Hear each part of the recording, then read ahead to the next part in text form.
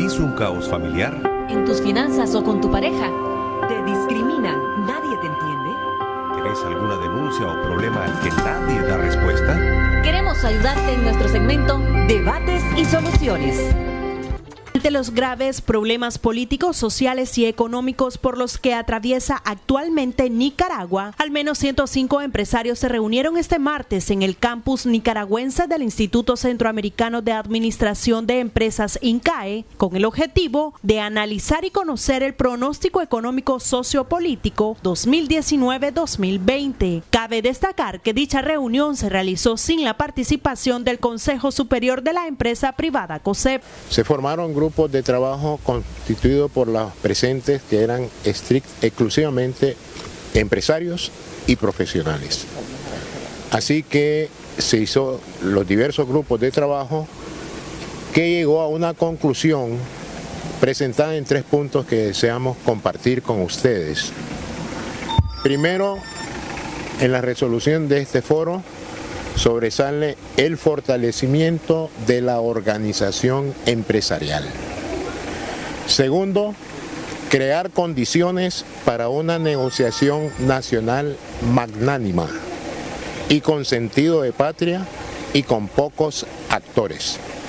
Y tercero, trabajar en el establecimiento de la negociación, agendas, normativas, procedimientos y contar con la ayuda de expertos. Trataremos de transmitir esto a la nación.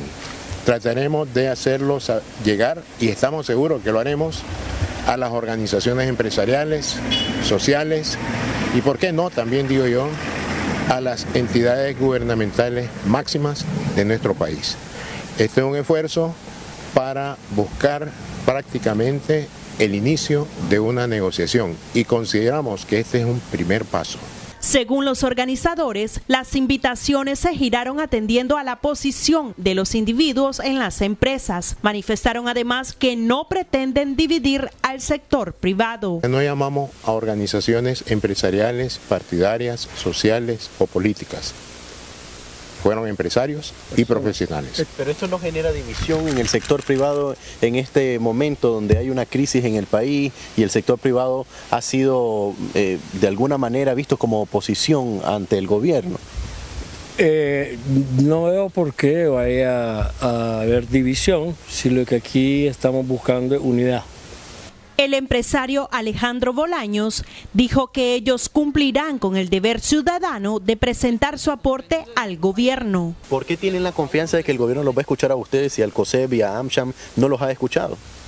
No sé, pero que si no los ha escuchado a ellos, yo no me voy a quedar quieto, ni ninguno de estos empresarios quiere quedarse quietos. Todos sienten que son responsables de hacer algo para salir adelante y a lo mejor logramos abrir una puertecita para que empecemos a dialogar de una manera civilizada, sin ofendernos. Esta es una salida política, buscan ustedes. Política, económica, social, religiosa, espiritual, cultural. Buscamos una salida para esta bella patria. Y eso es lo que queremos, una salida digna, en libertad, en democracia para Nicaragua. Eso es lo que andamos buscando. Y todos andamos buscando lo mismo. No nos dividamos, no nos torpediemos. Asumamos todas las iniciativas para buscar la unidad, trabajar juntos y sacar a nuestra patria adelante. Con imágenes de Julio Real, en Acción 10, Jocelyn Rojas.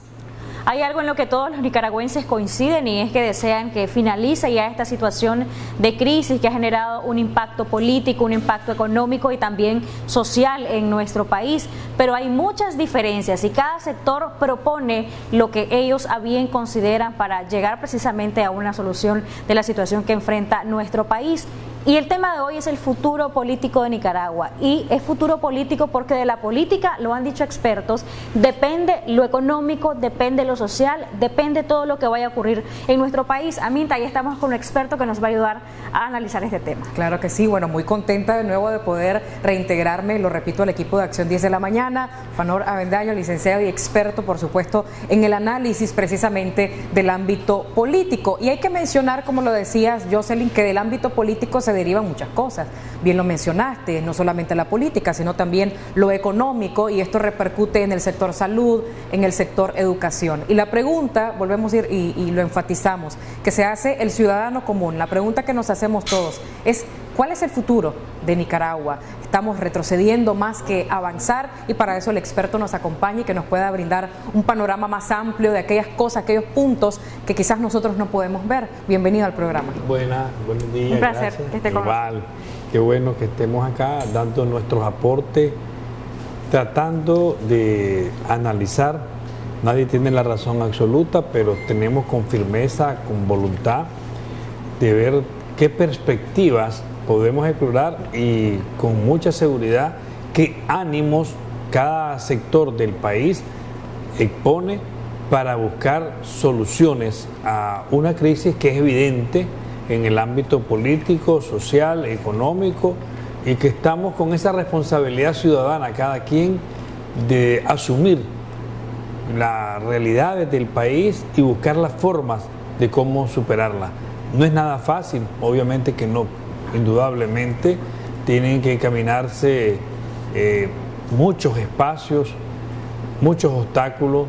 Ya hemos visto estos meses, en algunas cosas se van tratando de encontrar soluciones, en otras se retroceden, y lo importante es que ya estamos en una etapa donde hemos venido analizando todos estos meses, que hay que buscar ya negociaciones que vayan a crear condiciones reales de solución. ¿Por qué reales de solución? Sencillamente porque el cerco internacional contra el gobierno de Nicaragua y el Estado, el cual nos repercute a todos los nicaragüenses, indudablemente que es un tema que no podemos obviarlo, porque va a tener repercusiones en lo económico, va a tener repercusiones en lo institucional, y sobre todo va a tener repercusiones en la naturaleza propia de lo que es el desarrollo integral de la nación nicaragüense en todos sus efectos, en el plano social, en el plano político, en el plano cultural inclusive.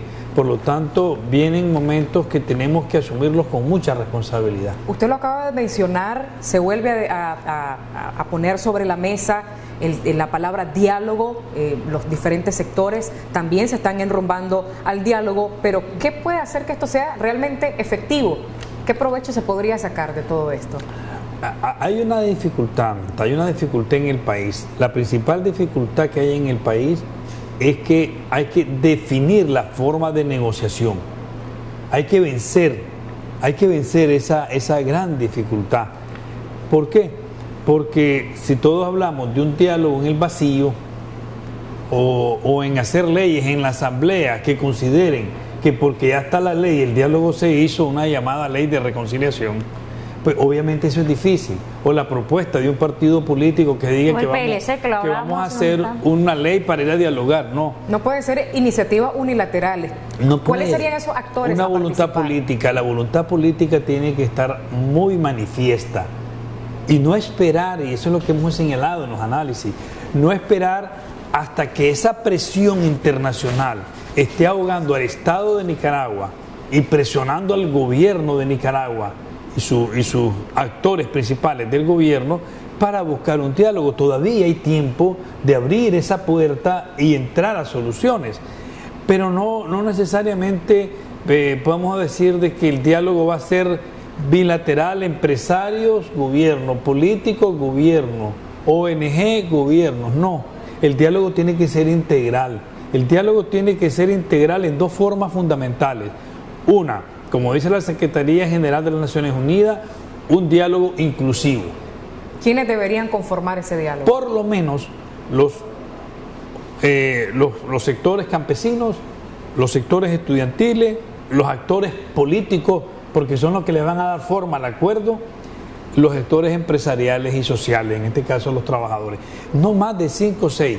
La Iglesia Católica es indispensable que pueda actuar como testigo o mediadora, porque obviamente es uno de los actores que la gente va a reclamarlo. ¿Podrían haber, doctor, otros mediadores que se sumen a la mediación de la Iglesia y que hagan, digamos, un binomio para que se sientan cómodos tanto los actores de la oposición como los actores del gobierno? Bueno, en mi análisis y desde mis modestos estudios políticos, yo creo que la Iglesia debe jugar un rol o de mediadora o de testigo, pero no ambos.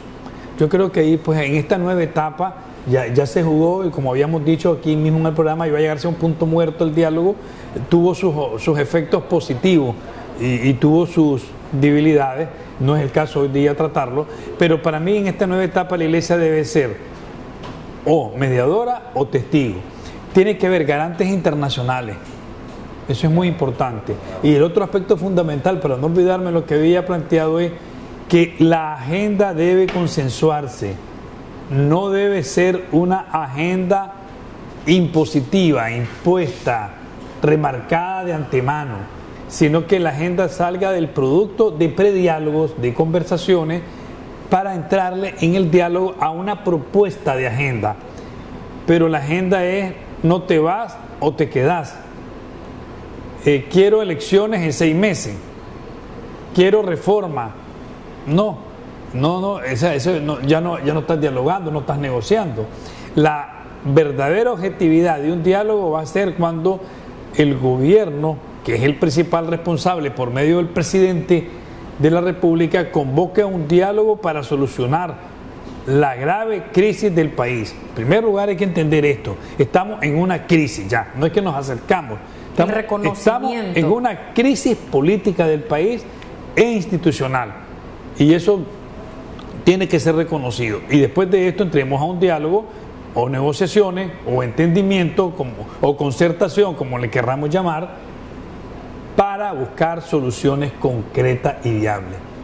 Porque la presión internacional, el cerco internacional no viene, ya está. Doctor, quisiéramos preguntarle, y usted decía, no puede partir el diálogo o la solución política a esta crisis de una iniciativa de ley. Hay 2 propuestas. Uno, la propuesta oficial que tiene el gobierno, que va a ser pasada a plenario probablemente en este nuevo periodo legislativo, y 2, la propuesta que tiene el PLC también de una iniciativa, y ellos dicen en su propuesta que sea un diálogo vinculante, que hayan representantes de cada uno de los poderes del Estado para que lo que ahí se acuerde se pueda llevar a la práctica y sea una garantía. Y proponen además que hayan garantes internacionales, los que ya han sido propuestos por la oposición, pero además que esté otro garante internacional como es el SICA, para que también las autoridades de gobierno sientan comodidad al momento de un eventual diálogo. ¿Por qué no es viable que antes de un diálogo o previo como garantía del diálogo sea a través de una iniciativa de ley?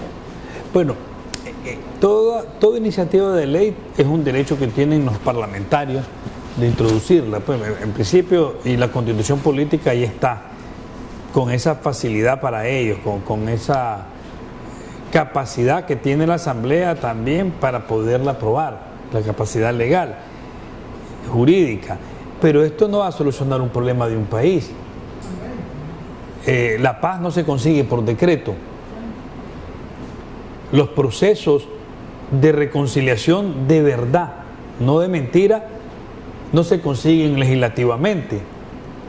Aquí requiere un diálogo, una negociación, para posterior a esa negociación, lo que se determine ahí se convierte en ley y quede satisfecha toda la ciudadanía. A mí el presidente alemán me envió la iniciativa del PLC con mucho respeto y cordialidad. Conversé con él, pero como ciudadano yo creo que esa iniciativa de ley no satisface. Tal vez era una buena voluntad del PLC, pero no va a satisfacer, porque previo no se puede armar lo que no se ha consensuado a nivel social. Y si es la ley de reconciliación que propone la bancada del FSLN, parece ser que hasta la próxima semana van a llamar a consulta. Pero además, la propuesta que ha estado manejando o el discurso que ha estado manejando sectores del gobierno, que es reconciliación desde la base, pero de ellos mismos. Y reconciliarse es otra historia. Es más, Nicaragua ya no cabe la reconciliación, ahora tiene que haber políticas de conciliación. Desde ahí estamos por lo polarizados que esté el país, y el gobierno tiene que tener más seriedad en esto. Este gobierno debe ser más serio en plantearse que aquí hay un problema y que no se va a solucionar diciendo que en un barrio, en una comarca, se pusieron a hablar dos individuos con un dirigente de su partido. Eso no es solucionar una crisis de un país. Bueno, tocando el punto de esta iniciativa de ley del PLC, al parecer muy buena, muy viable, usted lo mencionaba, bastante inclusiva, equilibrada, pero hay un enfoque también que se le puede dar, y es en el caso de la credibilidad o no que pueda tener por de quien lo está proponiendo ante la ciudadanía, quizás. Bueno, puede trascender a eso. O que se desestime, ¿verdad? Sí, por la Asamblea. Por la coyuntura. En primer lugar, la iniciativa del PLC o de cualquier otro partido que tenga representación ahí es un derecho, como insisto, que se dé. Lo que hay que ver es, esto soluciona más de 100.000 exiliados, desplazados o refugiados. Esto soluciona sacar más de 600 reos políticos, de verdad. Esto soluciona contener la persecución y violación a los derechos humanos. Como un acuerdo de Esquipula, doctor. Sí, entonces es algo más serio, porque el gobierno, inclusive el principal interesado en resolver esta situación, tiene que ser el presidente Ortega, porque hay algo claro y objetivo que a la población hay que decírselo con mucha sinceridad. Los resortes del poder total en el país hoy día lo tiene el presidente Ortega. Y esto es claro y evidente. ¿Hasta cuándo va a llegar ese control total del poder? También el poder se agota. Y no puede ser eterno. No puede ser perpetuo. Por lo tanto, es importantísimo una negociación, un diálogo, una realidad concreta. La realidad concreta es que la solución somos todos en el país.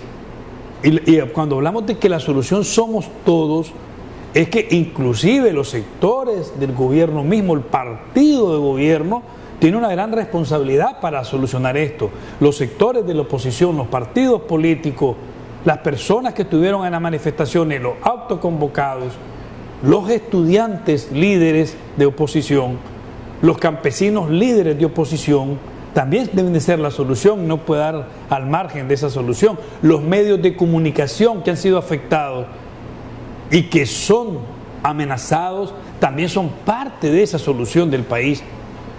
Pero no vamos a decir que son tucos o que el gobierno tenga que irse y que el partido de gobierno tenga que desaparecer.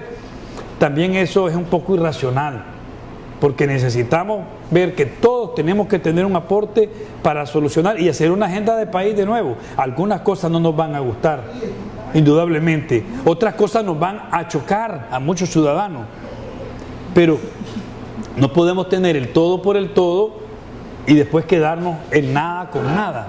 Por lo tanto, tenemos que tener una objetividad, que aquí hay que buscar soluciones donde todos tengamos cabida y donde demostremos que hace poco también hay una expresión de un sector de la iglesia, del vocero de la iglesia, uno de los voceros de la iglesia, el monseñor Juan G. Carballo, donde planteaba de que hay que abrirse y hay que tener la mente muy clara de que aquí la solución tenemos que aportar todos y que tenemos que entrar con una mente más amplia y con una sensatez para que el país pueda enrumbarse de nuevo a un proceso democrático. Y precisamente de eso también es importante expresar el hermetismo que hay quizás, o la diferenciación entre los conceptos, el concepto que tenga, por ejemplo, el Estado acerca de lo que cree que es la democratización o lo que es la democracia, y lo que cree el pueblo o lo que creen los diferentes sectores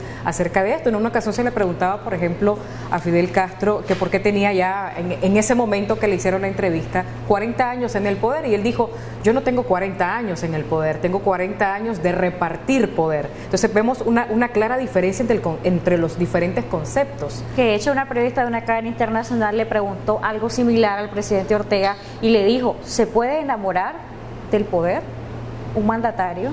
Y el presidente Ortega dijo que realmente lo que se puede es tratar de cambiar a una sociedad a través de un gobierno y que eso muchas veces no se logra a través de poco tiempo. ¿Y cómo alinearse a los estándares de lo que realmente y correctamente es democracia? Bueno, cuando hay voto popular, cuando hay legitimidad, en Europa hay gobiernos hasta de 3 o 4 periodos. Mitterrand, Helmut Kohl, Merkel ahorita actualmente, y otros también. Yo creo en la alternatividad en el poder y cada país tiene su característica.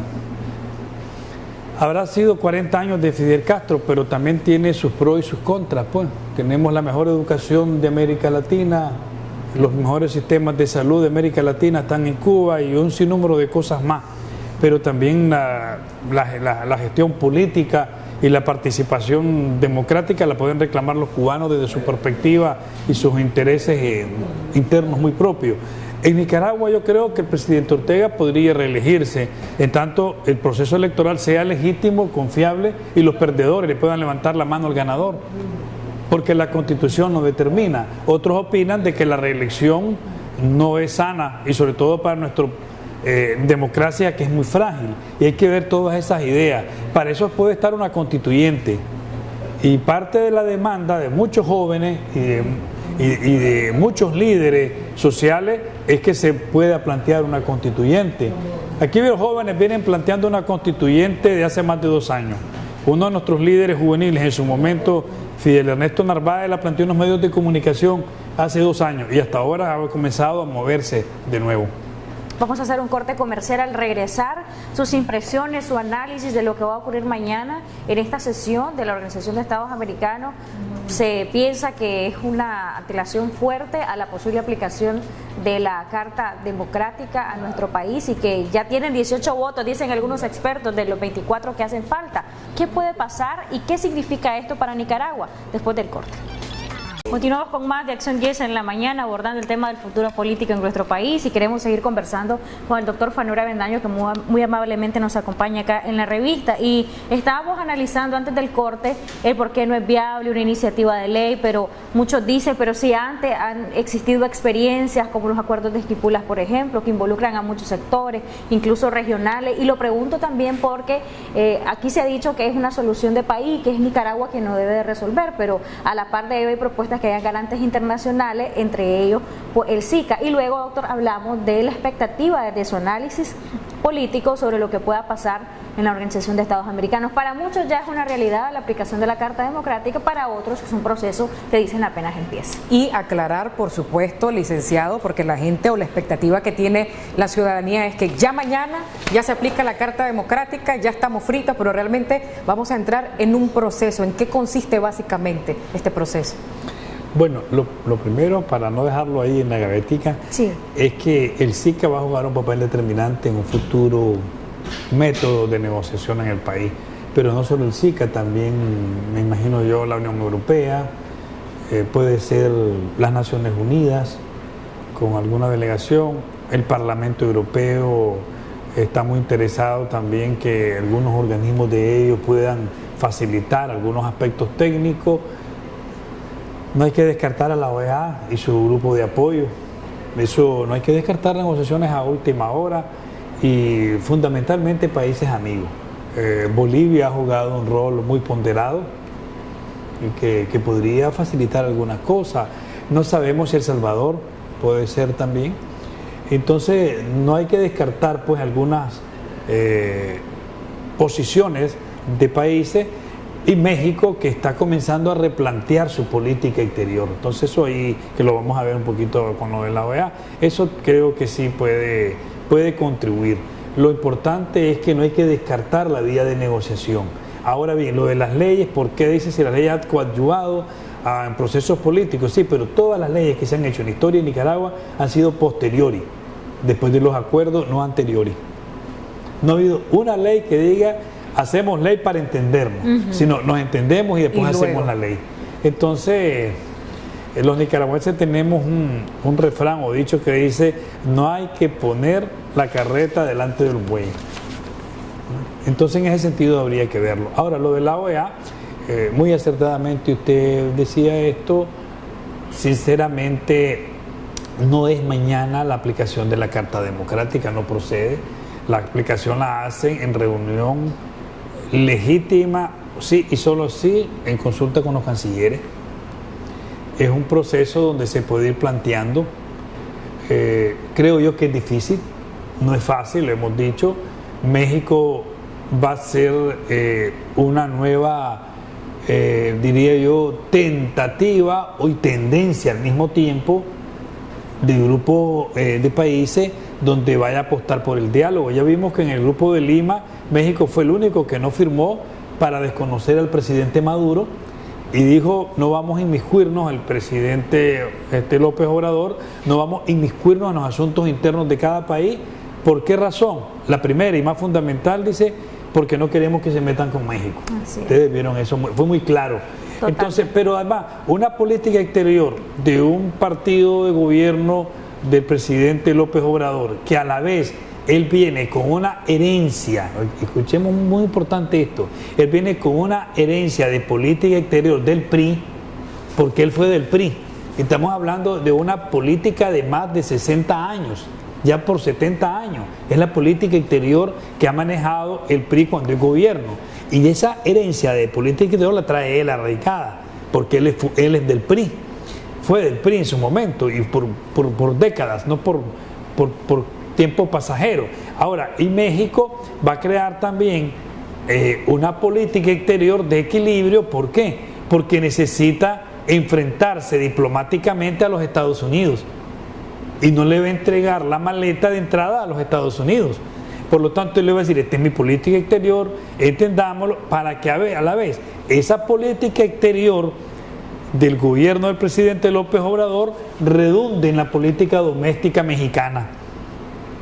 Por lo tanto, México va. No podemos decir, y es por eso que ustedes ven tan agitado a un sector de la OEA tratando de buscar las dos resoluciones Venezuela-Nicaragua. ¿Por qué? Porque sabe que México en este año y parte del 2020 va a afianzar su política exterior de hace décadas que tenía. Tampoco crear una política exterior en cosa de días y meses, eso es imposible, como otros creen, porque México ya tiene todos los hilos con países y todo. No, esto cuesta muchísimo tiempo. Por eso algunos expertos, doctor, consideran que México y El Salvador se van a abstener o van a votar en contra de una aplicación de la Carta Democrática en Nicaragua. Sí, pero aún así no es tan determinante México y El Salvador y Bolivia como los países caribeños. Si se logra el voto de los países caribeños, esa decisión está lista para tomarse. Entonces, lo que habría que ver, ¿qué incidencia puede tener México con esos países caribeños? Hoy día ninguna, más que relación diplomática. Pero si se logra el voto de uno de los países caribeños, probable que se logre el de todos, porque entiendo son ellos muy unificados como territorio. En algunos aspectos sí. Fíjese que estos países caribeños, 15 forman la asociación. De estos 15, 13, porque son 17, pero 15 están en la asociación. De estos 15, 13 están en Petrocaribe y 7 en el ALBA. Quiere decir que no hay unificación de ellos. Dos, para apoyar a Guyana con un diferendo con Venezuela, todos están apoyando a Guyana y algunas veces apoyan a Venezuela en otros aspectos.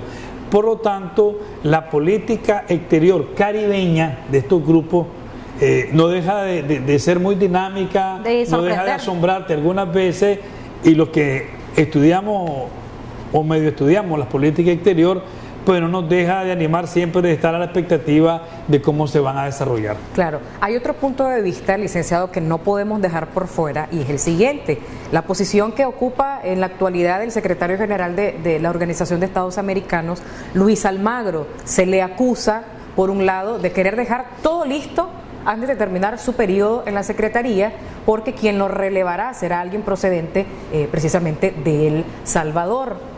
¿Esto cambia la perspectiva de la aplicación de la Carta Democrática, o al tomar el nuevo responsable de la Secretaría seguirá con la misma línea, o si pudiese incidir en un cambio acerca de esta aplicación? Buena la observación por lo siguiente, muy interesante y sobre todo los estudiantes de Derecho Internacional. Almagro no creo que deje la Secretaría, yo creo que lo van a reelegir, uno. Y dos, El Salvador lo que tiene es pro tempore, en un periodo corto, la presidencia de la OEA. La OEA tiene la presidencia, que el presidente, su principal función es convocar, coordinar y administrar la gestión de las asambleas y reuniones, de la cual la OEA tiene como foro hemisférico. Es decir, no es tan preponderante en las decisiones, no tiene más poder más allá de No tiene mayor poder que ese, muy importante. El secretario general sí tiene poder político, influencia, relaciones y decisiones. Fíjense que el secretario general puede solicitar la aplicación de la Carta Democrática y después tiene que ser refrendado por los cancilleres, y el presidente no lo puede hacer. Entonces hay poder político en ese sentido. Lo otro es que con esta dinámica El Salvador tiene fuertes problemas internos, y la política exterior del partido de gobierno, el FMLN, está incierta. No sabemos si se va a abstener, y a veces puede ser que vaya a votar a favor de la mayoría de la OEA. Difícilmente ahorita El Salvador está en una posición política con su partido de gobierno, el FMLN, para respaldar a los grupos del ALBA, porque eso le afectaría en los votos internos. En El Salvador el FMLN va, hasta las últimas informaciones que yo tenía, con menos del 12% de intención de voto. Entonces, si quieren levantar y llegar a una segunda vuelta, tienen que hacer maniobras internacionales. Todos los países y los grupos que están colaborando entre sí, en este caso los grupos afines, comprenden las realidades de cada país. Para nadie es un secreto que Nicaragua se ha tenido que abstener sobre Venezuela, y Bolivia, puede ser que El Salvador se siga absteniendo sobre Nicaragua. ¿Cuánto puede durar? Ya estamos a un minuto de finalizar. ¿Cuánto puede durar este proceso antes de o durante todo lo que vaya a ocurrir antes de que se aplique la Carta Democrática, si es que se llegue a aplicar a nuestro país? Y si se puede detener, si hay alguna acción que realmente pues genere un cambio. Sí, se puede detener, pero es largo explicarlo cuál va a ser el procedimiento. Yo creo que vienen una o dos más sesiones, pero el procedimiento para retenerle todo, ya Jairo dice que no lo podemos decir y no queremos que nos sigan quitando la libertad de expresión ahí, Jairo. Entonces, pues para la próxima, con todo gusto, sí lo vamos a ver. Vamos a analizarlo, doctor. Pero sí, o sea, no es en la primera sesión, ya lo ha dejado claro usted en estos instantes. Pueden haber 2 sesiones más. Gracias por habernos acompañado. Siempre lo esperamos por aquí.